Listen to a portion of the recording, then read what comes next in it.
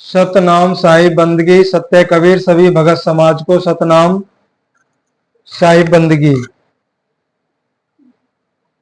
आज सतगुरु कबीर साहिब अपने पवित्र मूल ग्रंथ बीजक रामायणी नंबर 69 के माध्यम से सन्यासी नागाओं का वर्णन, उनके चरित्र का वर्णन कर रहे हैं, उनका दिव्य दर्शन करा रहे हैं। सबसे पहले हम सभी से क्षमा चाहते हैं। जो भी शब्द इस सत्संग के माध्यम से आप सुनेंगे वो सतगुरु कबीर साहिब के वचन है, इसीलिए कोई बुरा ना माने। क्यों, वर्णन कुछ ऐसा ही आएगा। अगर हम में से दुनिया बहुत बड़ी है, बहुत लोग इनके अनुयायी भी होते हैं, तो इनका चरित्र किस प्रकार का सतगुरु कबीर साहिब के समय में था, उस समय की बात कर रहे हैं। इस समय का हम और आप स्वयं अनुमान लगा सकते हैं। तो बीजक शुरू करने से पहले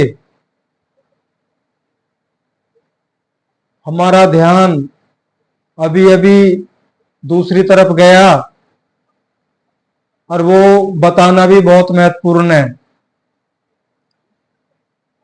देखिए, बीजक सुनने से, किसी भी कथावाचक का भागवत गीता सुनने से, किसी भी जगत गुरु के प्रवचन सुनने से, बड़े बड़े संत महात्मा स्वयंभू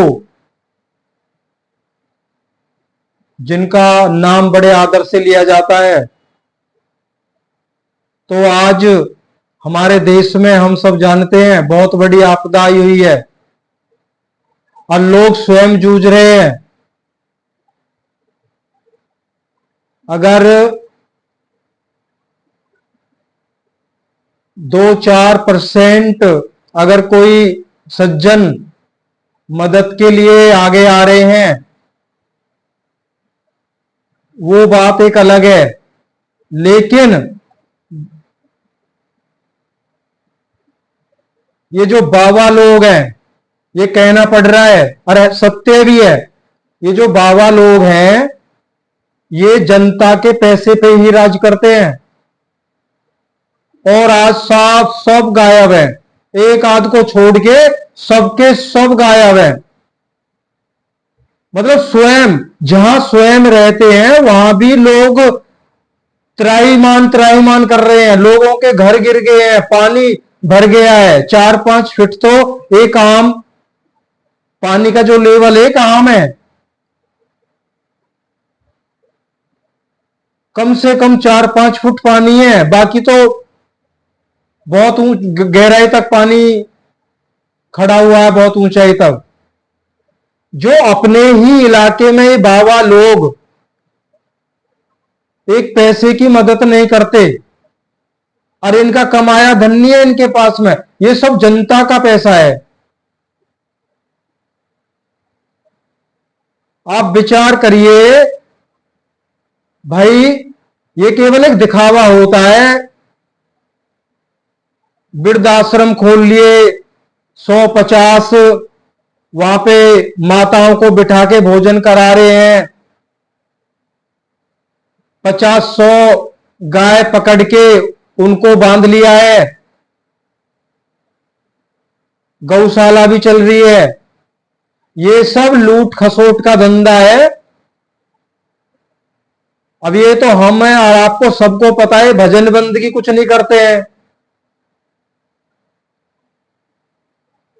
तो हमारे लिए भी कमेंट्स लोग कर देते हैं कि बीजक में जो है कबीर परमेश्वर नहीं है। अरे भाई, बीजक में नहीं है तो इनकी कथाओं में, ये इनकी कथाओं में कहां वो परमपिता परमेश्वर आपको मिलेगा।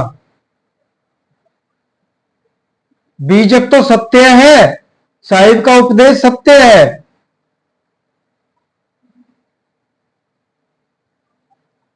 तो इस भ्रम से हमें निकलना है। नजर डालिए, आप भी नजर डालिए, कौन सा बाबा जाके मदद के लिए खड़ा है।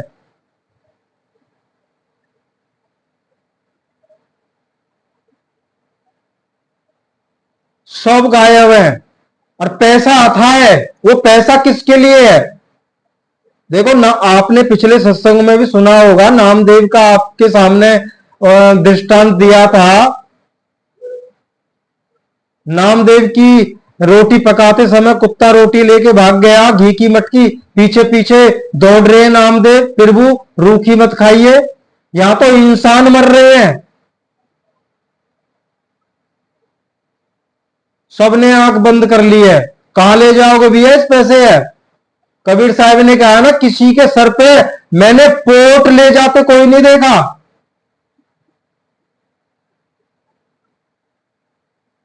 सब बंदे हाथों से जा रहे हैं।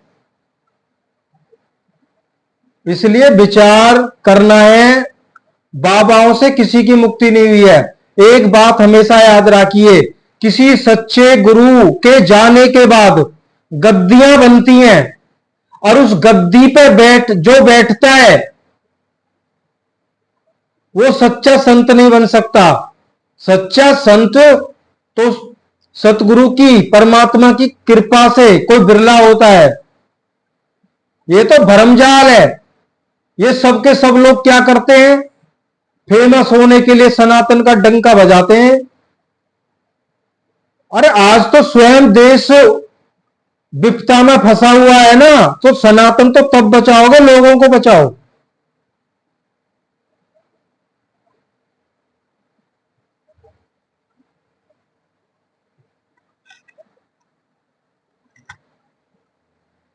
कैसे उद्धार होगा?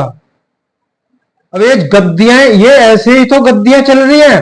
कभी सच्चे संत रहे थे, झोपड़ियों में उन्होंने वक्त काटा, बस जैसे वो शरीर छोड़ के गए, उनके बाद में चंदा इकट्ठा किया, एक नई प्रोसेस चालू कर दी, पब्लिक का पैसा आता गया, पहले मंदिर बनाया, फिर मूर्ति बनाई, फिर ये किया वो किया, पूरा सत्संग घर बना दिया और बढ़ता ही गया। तो पहले संत ने तो ऐसा नहीं किया था। तो ये सब अपनी अपनी मौज ले रहे हैं, कुछ भी नहीं है। भक्त हैं वो अपने दुख दर्द में जीते हैं। सीधा सा उत्तर मिलता है, ये पिछले जन्म का कोई कर्म है, ये तो हल्का हो गया है, नहीं तो जिन कितना भोगना पड़ता। निकल जाते हैं तो आराम से, ऐसा कह के।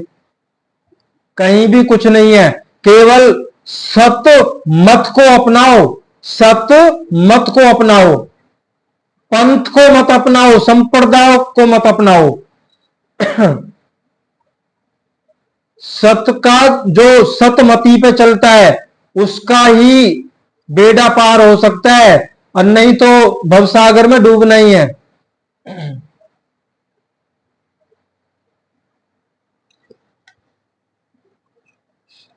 आइए रमैनी को शुरू करते हैं। कबीर साहब ने जो देखा है वही कहा है। जो आज चल रहा है ना, ये इसका तो कबीर साहब ने क्या, जो हमारा मूल, हमारा जो पवित्र ग्रंथ जो श्रीमद् भगवत गीता है, सब जो भी आज ये कर रहे हैं सबका खंडन कर दिया है गीता ने।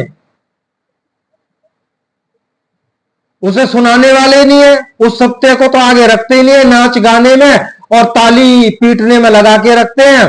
बस आनंद आ रहा है, प्रभु का रंग चढ़ा हुआ है, बस ऐसे बोल बोल के नाचते रहो, 84 में जाते रहो। सत कबीर,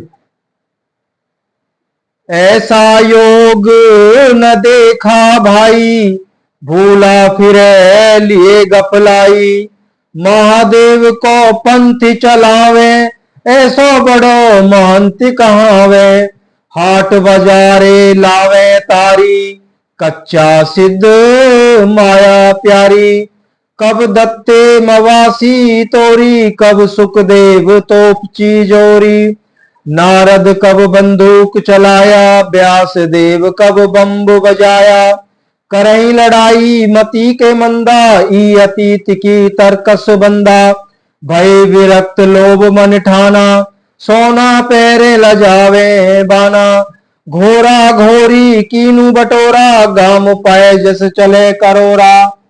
साखी है, सुंदरी ने सोहे सनकादि के साथ, कबऊ दाग लगावे कारी हांडी हाथ।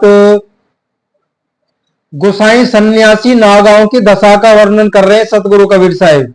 अभी अभी आपने जो शब्द सुना है, रमैनी 69 का शब्द था, हमारे पल्ले कुछ नहीं पड़ा।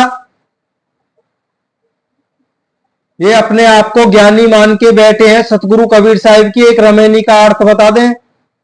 एक रमैनी तो बहुत बड़ी है, पहली लाइन का ही अर्थ बता दें, क्या कहा गया है भाई। बहुत बहुत से तो इतने श्रेष्ठ गुरु हैं, वो परमात्मा बन के बैठे हैं।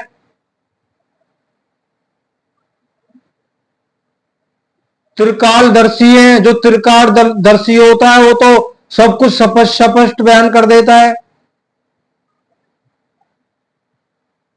मतलब कि फर्क यही आता है, हम मान लेते हैं, जानते नहीं है। मानना जानने में बहुत फर्क है।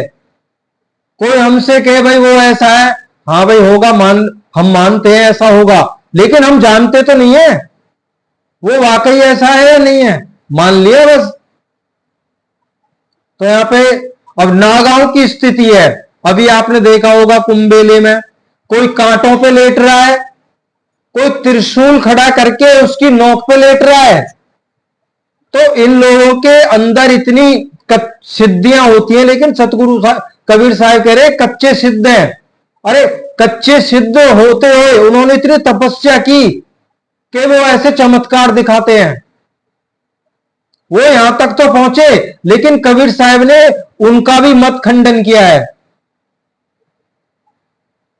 कह रहे भी माया के चक्कर में है, ये भी बाहर नहीं निकल सके।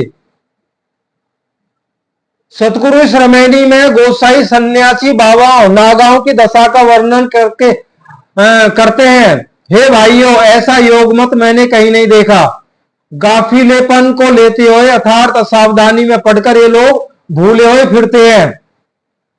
ये लोग महादेव का पंथ चलाते हैं, अर्थात शैव मत का प्रचार करते हैं और इस प्रकार के बड़े महंत कहलाते हैं। त्यागी का वेश बनाकर तथा यंत्र मंत्र आदि को सिद्ध कर मिथ्या झूठे लौकिक चमत्कार दिखाकर योग सिद्धि और ज्ञानी पने का अभिमान करना तथा उसी में फूले न समाना, यह तो अज्ञान का लक्षण है। अब यहां तक कबीर साहब कह रहे यह अज्ञान का लक्षण है। ये केवल झूठ में जी रहे हैं, ये केवल इनका दिखावा है, झूठे चमत्कार हैं, झूठा इनका हम त्यागी हैं, ये ऐसा भी दिखाते हैं। और परमात्मा से विमुख होना है और कल्याण पथ से भ्रष्ट होकर भूल में फिरना है, अतः ये सन्यासी नहीं है। साहब ने खंडन कर दिया, ये सन्यासी नहीं है, ये केवल एक नाटकबाज है। एक नाटक करते हैं ना, जैसे ये लोग अन्य संसारी लोगों के दिखाने के लिए हाट और बाजार में समाधि लगाते हैं, क्योंकि इन कच्चे अर्थात नकली सिद्धों को इस कपट जाल से प्राप्त की हुई धन संपत्ति रूप माया ही प्रिय होती है। अब देखो, जहां ये अपना चमत्कार दिखाते हैं ना, वहां रुपयों का ढेर भी लग जाता है। ये माया के लिए ही ऐसा करते हैं। कह रहे हैं इनको माया ही प्रिय होती है। महात्मा लोग माया नहीं करते, चमत्कार नहीं करते। देखिए अब यहां पे उदाहरण दे रहे हैं साहिब। दत्तात्रेय ने शत्रुओं के किले को कब तोड़ा था तथा सुखदेव जी ने कब तोपों को जोड़ा था, अर्थात कब तोप चलाया। नारद जी ने कब बंदूक चलाया और व्यास देव जी ने लड़ाई का दमामा ढोल कब बजाया। वो भी तो सन्यासी थे, वो भी तो ऋषि मुनि थे, उन्होंने तो ऐसा नहीं किया। जो बुद्धि के मंद हैं वही लड़ाई करते हैं। भला कहिए तो सही कि लोग विरक्त साधु हैं, तर्कस बंदा, अर्थात अस्त्र शस्त्रों से सुसज्जित लड़ाकू सिपाही हैं। अब इन पे भाले, तलवार, फरसा, बल्लम पूरे सुसज्जित होते हैं, जैसे किसी लड़ाई के मैदान में जंग जीतने जा रहे हैं। आगे विवरण खोल रहे हैं साहिब। इन लोगों में कुछ ऐसे होते हैं, संसारी लोगों को अचंभे में डालकर धन आदि पदार्थ को एकत्रित करने के लिए या अपनी प्रशंसा प्रख्याति की भावना से हाट बाजार में अर्थात जहां लोग अधिक संख्या में इकट्ठे होते हैं वहां पर ये समाधि लगाते हैं, अपनी जमात लगाते हैं। वे पृथ्वी के नीचे डटकर कितने दिन तक पड़े रहते हैं इत्यादि प्रकार से समाधि का दिखावा करते हैं, क्योंकि कच्चे सिद्धों को माया प्यारी होती है। ये लोग कुंभ मेला के समय भयानक स्वरूप बनाकर दूसरे संप्रदाय के साधुओं पर गड़ासा, बल्लम, बेंती आदि हथियार चलाते हैं। सतगुरु कबीर साहब के जमाने में ऐसा होता था। उस समय ये दूसरे पंथों को लोगों के साथ लड़ाई करते थे, अपने हथियारों से उनको हराते थे और अपने पंथ में उनको शामिल करते थे। लेकिन आज कह रहे ये अपना कुंभ का जब मेला होता है तो बहुत अपना विकराल रूप बना लेते हैं। ये तो आज भी देखने को मिलता है। इनको देख के डर लगता है, ऐसा ऐसा विकराल रूप और ऐसे ऐसे नाटक करते हैं, मुंह से आग निकालना, धुआं निकालना, ये करना वो करना।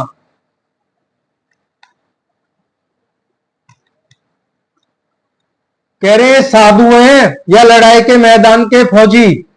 पहले के दत्तात्रेय, सुखदेव, नारद और व्यास देव आदि महात्मा लोग क्या इनके जैसे थे?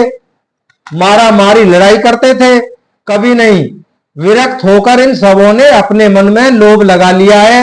वे लोग सोना पहनकर विरक्त सन्यासी भेष को लजाते हैं और ये लोग घोड़ा और घोड़ी आदि को बटोरकर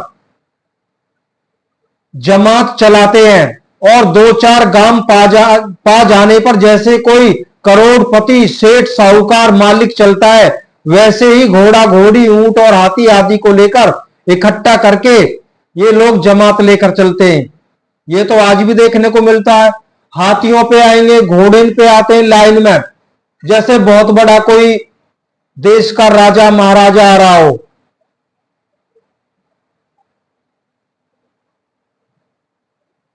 तो अब साखी का वर्णन सतगुरु कबीर साहब कह रहे हैं, जो आपने स्क्रीन पे पढ़ा है। कह रहे सुंदर युवा स्त्री त्यागी सन्यासी महात्माओं के साथ सुशोभित नहीं होती है। अब ध्यान दीजिएगा, सतगुरु कबीर साहब कह रहे सुंदर युवा जवान स्त्री त्यागी सन्यासी महात्माओं के साथ सुशोभित नहीं होती है।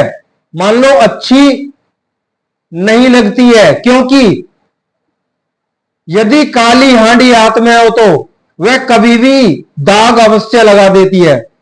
ये सतगुरु कबीर साहब बोल रहे हैं। अगर हमारे हाथ में काली हांडी है, हम कितने ही सावधानी से उसको अपने हाथ में रखें, कभी ना कभी हमारे तन पे दाग अवश्य लग जाएगा। तो इसलिए सतगुरु कबीर साहब कह रहे हैं अगर काली हांडी हाथ में है तो वह कभी भी दाग अवश्य लगा देती है, अर्थात स्त्री काली हांडी के समान है। कब है समान? ये जो त्यागी, जो महात्मा लोग, सुंदर युवा स्त्री साधु भी अपने पास रखते हैं, उनके लिए है। सब नहीं करते, कुछ करते हैं ऐसा।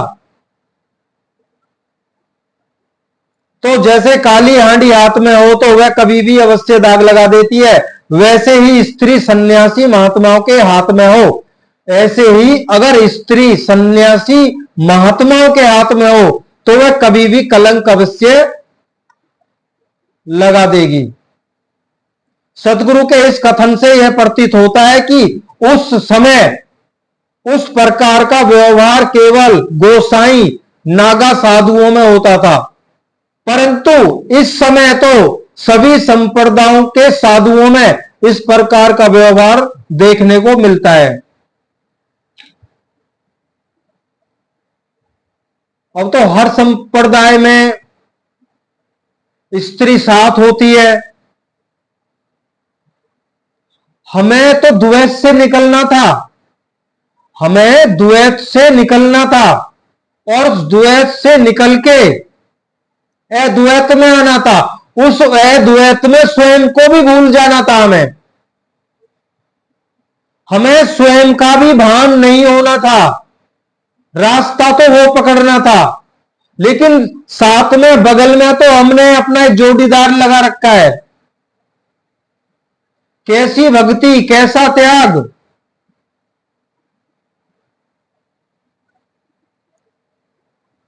भाई, परमात्मा के सद्गुण जब तक नहीं आएंगे अंतःकरण में, कुछ भी कर ले बात बनने वाली नहीं है। कोटि जन्म योग तन साधो, सतगुरु कबीर साहब ने एक शब्द कहा है, कोटि जन्म योग तन साधो। करोड़ों जन्मों में हम यही करते आए हैं और आज भी यही कर रहे हैं, और आज तो कर ही नहीं रहे हम। आज तो बस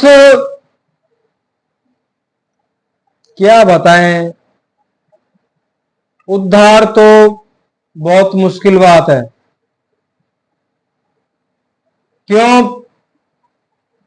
ज्यादातर सनातन, ये देश में ये देश सनातन के नाम से जाना जाता है। जितने भी अवतार हुए, बड़े बड़े ऋषि महात्मा हुए, इसी भारत देश में हुए। आज उनके ज्ञान को भी ना बता करके, देखो कितना बड़ा अचंभा है। भाई, हम तो सत्य कहेंगे, मतलब झूठ परोसने पे, झूठ झूठ को परोसने पर अथाह धन आ रहा है। अथाह धन देने वाले कौन है? हम अंधे लोग। अगर सत्य बताया जाता तो कम से कम हानि तो नहीं होती जीव की। सतगुरु कबीर साहब ने क्या कहा है? आप लुटे सुख होता है और लूटे दुख होए। आप लुटे सुख होता है और लूटे दुख होए। लेकिन आज तो उल्टी गंगा बह रही है। सतगुरु कबीर साहब ने यहां संकेत दिया है साधु महात्माओं को। ये कथावाचक, ये सब संतों में आते हैं। ऋषि मुनि, तपस्वी, योगी, साधु, साधु, महर्षि, सन्यासी, भाई इनको संकेत दिया है। कह रहे आप लुटे सुख होते, आप लुट जाओ। अगर उससे पहले आपको कोई लूटे तो उसके लूटने से पहले आप स्वयं लुट जाओ। स्वयं लुटने का मतलब क्या है? सब कुछ छोड़ दो, बहा दो सब, विषय विकारों को भी फेंक दो निकाल के, एक तरफ खड़े हो जाओ। जब आपके पास कुछ होगा ही नहीं तो लूटेगा कौन? यहां पे हो रही है काल भगवान की। जब आपके पास कुछ है ही नहीं तो काल भगवान किस बेस पे आपको पकड़, आपकी चोटी को पकड़ के ले जाएंगे वो? इसलिए साहिब ने कहा उसके लूटने, अगर वो लूटेगा तो 84 में डालेगा, बहुत ज्यादा दुख होगा। उससे पहले स्वयं लुट जाओ। लेकिन आज ऐसा नहीं हो रहा।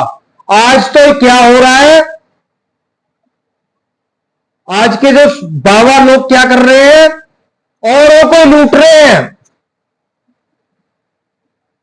और जब तुमको लूटा जाएगा तो भाई तुम्हारे पास तो बहुत ज्यादा माल जुट गया है, तो जब तुमको लूटा जाएगा तो जरा सोचिए उस समय क्या होगा।